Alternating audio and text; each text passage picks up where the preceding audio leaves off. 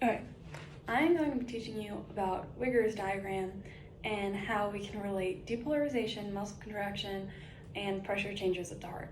So, to start with this, we start with the SA node. Now, come over here. We can draw the heart, which looks like a potato. I know you can't really see it because I've already taken this video. We'll do this. Okay, heart looks like a potato. And up on the tip top little corner over here, you have the SA node. Now we know the heart is broken into four sections. The right atrium, left atrium, right ventricle, and left ventricle.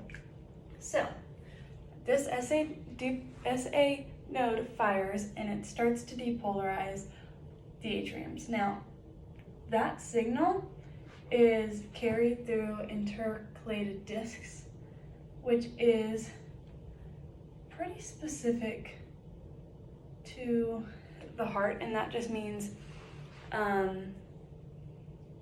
like the cells can carry that signal from cell to cell, and that kind of looks like this.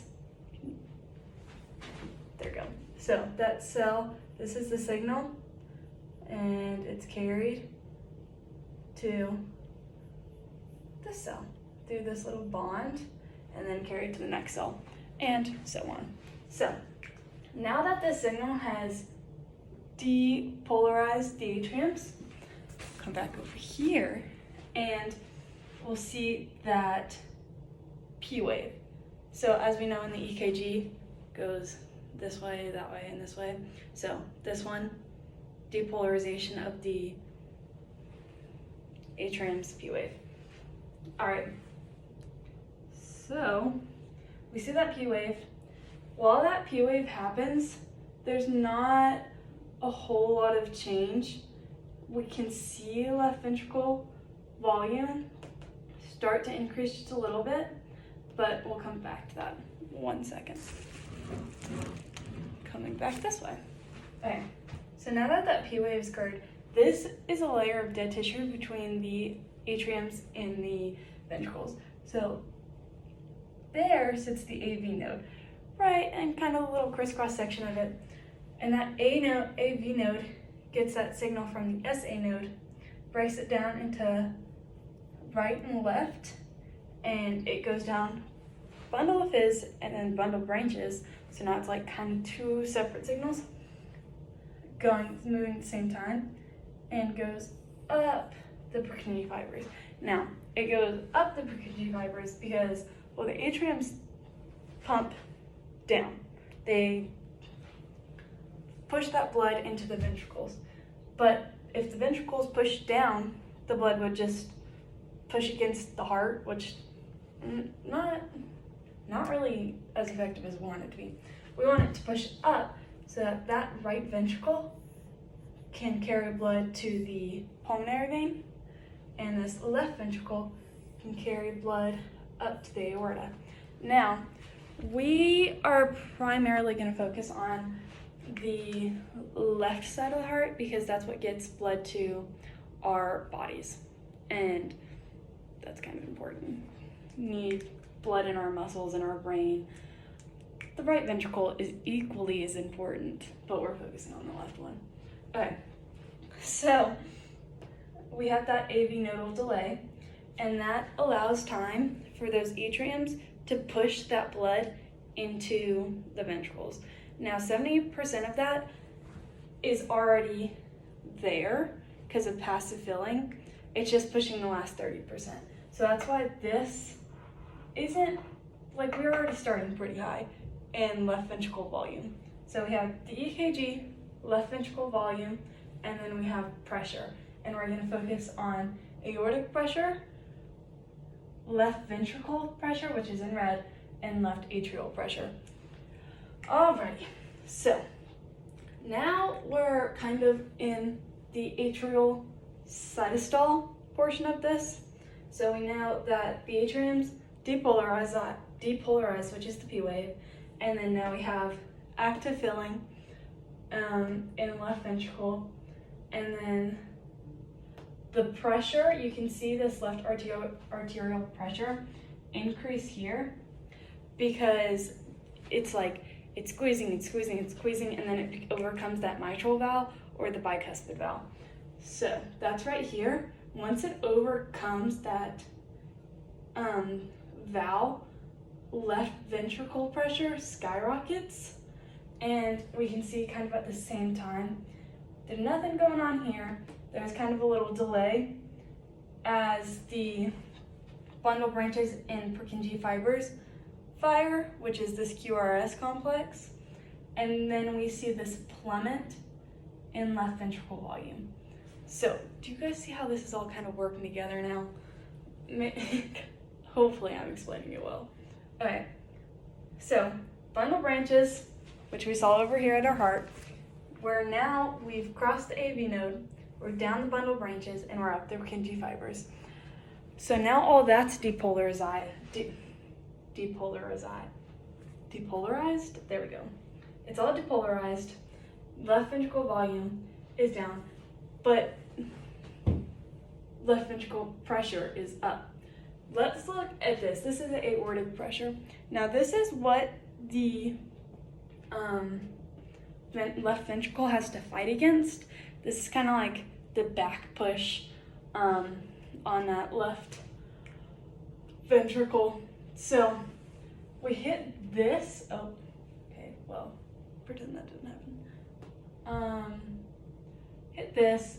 The aortic valve opens as left ventricle pressure starts going, and then that blood starts to go into the aorta. So that's why you can see aorta pressure, and then it goes, and as left ventricle pressure, that blood is leaving, there's more room, it's not as pressurized, it starts to go back down. And then you can kind of see it creep up, but we're not there yet. That will be our passive filling. All right, but now we're looking at the atrium, not the atrium, the aorta. The aorta. So you can see it jump up and come back down, and then as it starts to leave the blood, or starts to leave the aorta, it's gonna stay higher than the left ventricle pressure because it will always have that push back. So, yeah, I think that makes sense. That's when the aortic valve closes, which is why you can see it kind of come up. It's adjusting to that blood, and then it starts kind of letting it move more towards the body. Not that it's not like a compartment or a chamber that holds it, it's just like, it's your blood vessel system. Because we know it goes like aorta, arteries, arterioles, capillary beds, perhaps. It's been a while. Okay. Okay, so let's come back down here. This is kind of like depolarization. This doesn't mean, like it does mean contraction, but this is not like ventricle contraction. Ventricle contraction kind of happens here as this blood leaves, because this is the depolarization. You have to depolarize the whole ventricle before it contracts, which is very fast, like less than 0.4 seconds, but it's not like the depolarization and contraction are happening at the same time. It's like depolarization, contraction. Yeah. Okay, so then we're kind of sitting here with just a little bit of blood in the left ventricle because you're never really gonna pump out all of it. Yes, maybe you have a super, super strong left ventricle.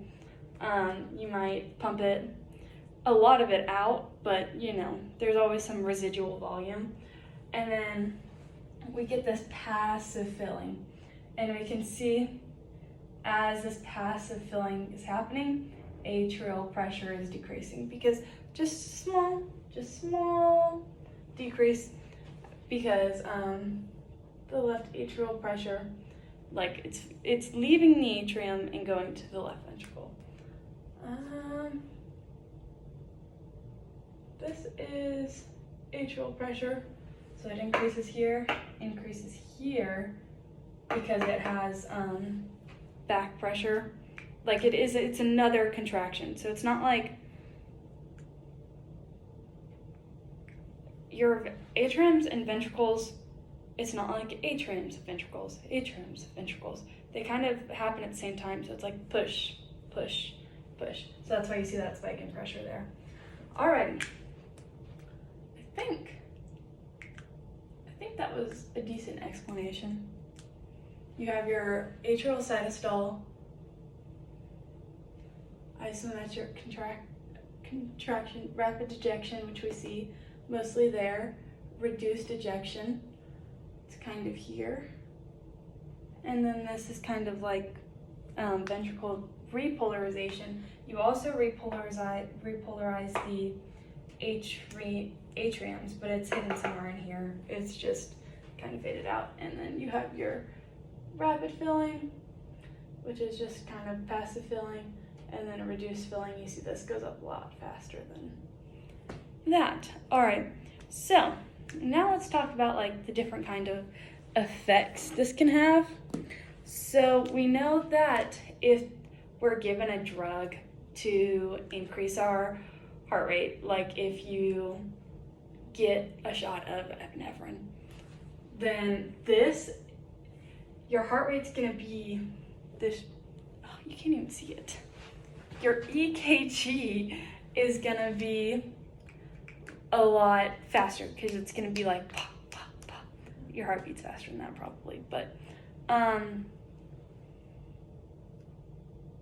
yeah, so it's gonna be shorter and faster. So if you get a drug to increase your heart rate, this entire thing is just gonna shrink in this way, and it's gonna happen faster. If you get a drug to slow your heart rate, it's gonna widen the entire diagram. Everything's gonna be a little bit slower. If you have atherosclerosis, which is the like narrowing of your blood vessels because of plaque or like fatty, like fat, all that, because your cholesterol's high, then you're gonna have a lot more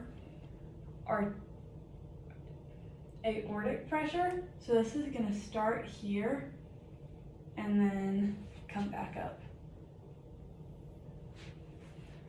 And your pressure is gonna have to go up, or this is gonna have to go higher probably, because, can you guys see that? Yeah. It's gonna have to overcome this aortic pressure.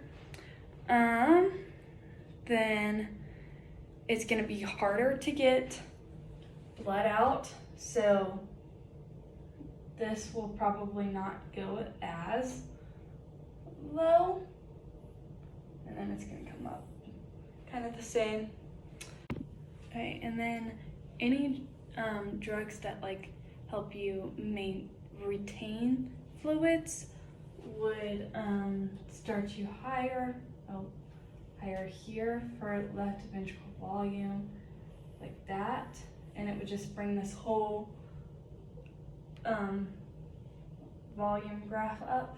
And then any drug that makes you like pee more, which would be like a diuretic, would just start it lower because you wouldn't have as much blood, so you can have, your volume would obviously take a hit, or you could have too much and it could bring you down, vice versa, it could bring you back to normal.